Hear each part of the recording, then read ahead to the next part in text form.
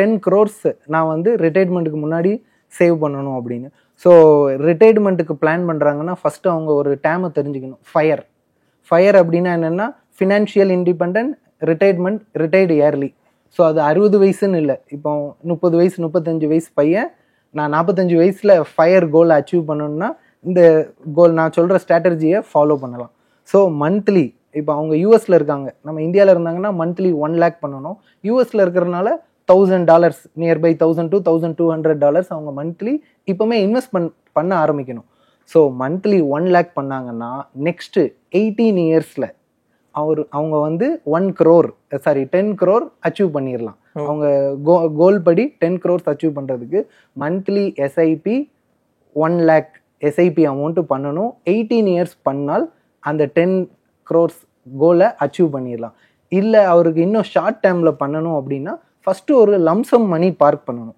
10 crore ஒரு big money. So first lump sum ஒரு 1 crore achieve invest பண்ணிவிட்டு தென் மந்த்லி 1 lakh பண்ணுறாங்க அப்படின்னா அவரோட டைம் குறைஞ்சிரும். ஒரு 12 to 14 இயர்ஸ்க்குள்ளே 10 crore கோலை அச்சீவ் பண்ணிடலாம். இல்லை என்னால் ஃபஸ்ட்டு 1 crore பண்ண முடியாது, ரொம்ப கஷ்டம் அப்படின்னா அவர் மந்த்லி 1 lakh பண்ணிவிட்டு இயர்லி 10% டாப்அப் பண்ணலாம். எப்போல்லாம் மார்க்கெட் வந்து அப் அண்ட் டவுன் இருக்கும், ஸோ டவுன் சைடில் அடிஷ்னல் பர்ச்சேஸ் மினிமல் அமௌண்ட் பண்ணி கூட ஒரு போர்ட்ஃபோலியோ ஆவரேஜ் பண்ணிட்டார் அப்படின்னா வித்தின் 10 to 12 இயர்ஸில் அவரோட கோலை அச்சீவ் பண்ணிடலாம். 10 crores அப்படிங்கிற கார்பஸை. இது வந்து என்ஆர்ஐ யூஎஸில் இருக்கிறவங்களுக்கு மட்டும் யூஸ்ஃபுல்லாக இருக்காது, இந்தியாவில் இருக்க யங் ஏஜ் பீப்புளும் இதை இப்போ சாஃப்ட்வேர் கம்பெனிஸ்லாம் நல்ல சேலரி வாங்குறாங்க. ஸோ அவங்கெல்லாம் 40-45லேயே ரிட்டையர்மெண்ட் பிளான் பண்ணுறாங்க, அவங்களுக்குலாம் இது யூஸ்ஃபுல்லாக இருக்கும்.